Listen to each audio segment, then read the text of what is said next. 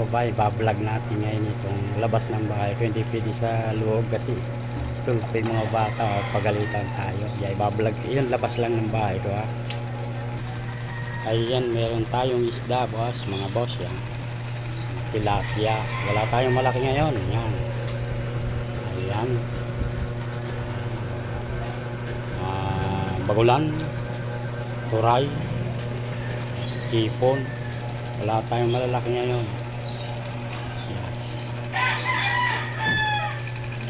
Ito yung isda natin. Yung isda natin yan. Ito yung sa kabilang bigasan.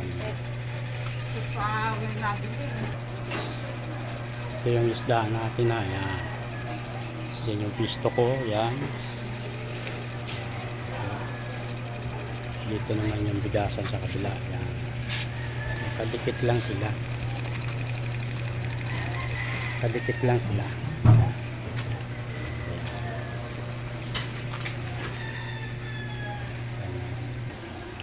Kitang kita dito, magkadikit lang sila.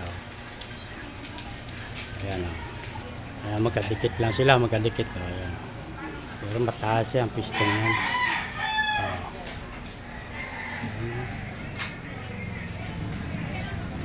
Naka third floor yan.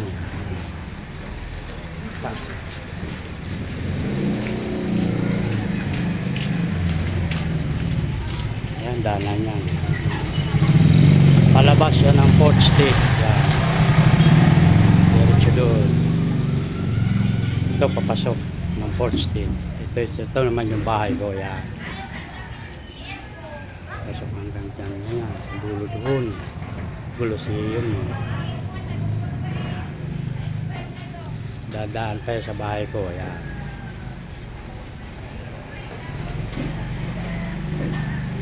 Taas yan.